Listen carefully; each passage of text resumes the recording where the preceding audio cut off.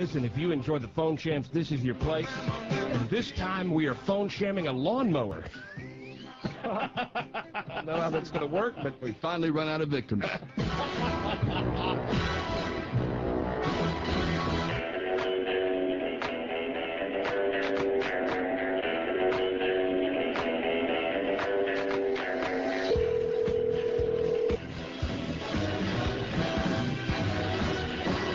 Snapper, may I help you? Yes, ma'am. Is your owner in this morning? He's with a customer at the moment, sir. Can I take a message? Well, no, ma'am. I need to speak with him. It's Elwin, isn't it? Mr. Blaylock, yes, sir. Yeah, I need to speak with Elwin if you don't mind. Well, like I said, sir, he's with a customer. I'll be glad to have him call you. No, I do need to speak with him. If you would, tell him. He's with a customer. I will have him call you just as soon as he gets through. Who is I'm this? not going to go in there and interrupt him, but I'll be more than happy to take your name and number Lady, and have him call you. Lady, is Billy in?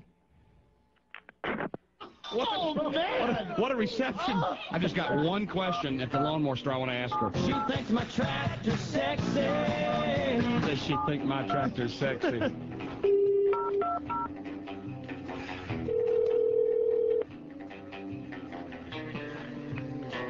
Blaylock Snapper, may I help you? Yes, ma'am. We were just accidentally disconnected. No, sir, we weren't accidentally disconnected. What happened? I hung up.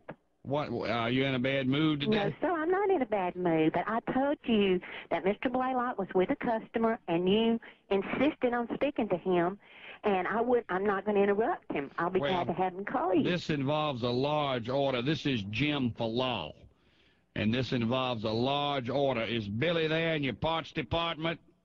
Well, why can't I let Mr. Blaylock call you back, sir? Well, I'm very busy. I'm in and out of the car, and I don't have time to dilly-dally. Oh, you don't? I don't. Well, maybe you need to call somewhere else and place your order.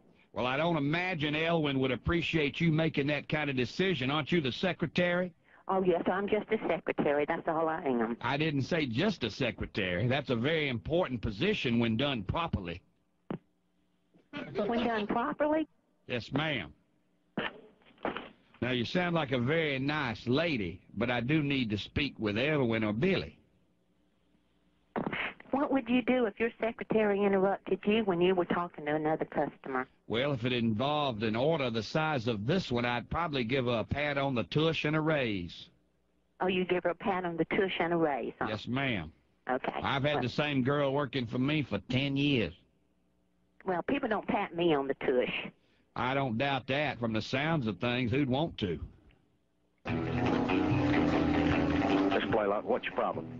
Is this Mr. Blaylock? That's Mr. Blaylock. What's your problem? Mr. Blaylock, this is Jim Falal calling. How are you this morning? I was all right until you upset my secretary. What can I do for you? She verbally attacked me on the phone. No, sir. What can I do for you? Well, I'll tell you here this morning what's happened. I bought a mower at Walmart. Okay.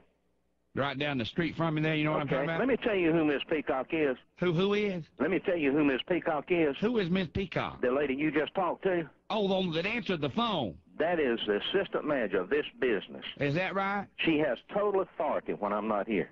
Well, but you're there. That's all right. I was with a customer. Are you with a customer now? Yes, sir. Okay, well, I'm a customer. That's fine. When you can get in line. Are you that busy this morning? You can get, it don't make no difference how busy I am. Let me tell you something, Mr. Blaylock, and you pass this on to Ms. Peacock, all right? This is Jim Falal. I bought a mower with a warranty on it. I don't care who you are. The clutch went out on this thing. I don't care who you are, sir. This lawnmower ran over my I don't care who you are. And I had to have some work done I don't care who you are. Leg, and I want the doctor bill paid for. And if you got a problem with your lawnmower, you bring it to the store and bring your watch and bring your purchase history with you, and we will take a look at it. I want you to replace my mower. Sir? Did you hear me, Blaylock? What did you say? I'll say it again now. I don't chew my cabbage twice. You got 2 ears and 1 mouth for a reason. Now, you listen to me here. You go to... That was the only part I think I understood of the phone call. Go to Shane. The vet came through loud and clear. Shane? Shane. Yeah. I'll tell you what we're going to do. We're going to call back.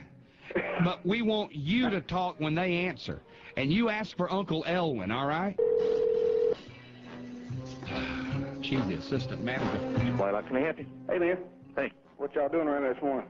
We cussing folks out on the phone. You want to be next? Whoa, what'd I do? Don't get me in there. I don't want none of that. I got somebody who wants to say hey to you. Sitting here at my office. Who? All right, hang on a second. Mr. Blaylock. Hey, Uncle Elwin. Hey. Uncle Elwin. What? Your nephew, Shane, has called the Steve and DC radio show and asked us to call and have a little fun with you. Uh-huh. It's on the radio. And you know what? What? I think he deserves a blessing out. Tell him it ain't funny. It ain't funny, Shane. It ain't funny, man. Hey, El. What's the name of the radio station? I'm not going to tell you. There you go.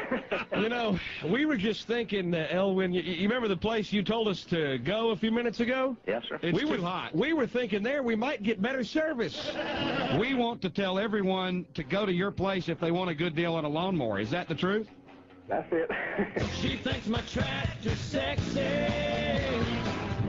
Hey, if you want to set up a phone sham. He was hot. He was hot. Wasn't he? He was hot. Uncle Elwin was fit to be tied. Set up a sham by getting a hold of us at Steve DC at steveanddc.com. I've got to tell you something when we come back.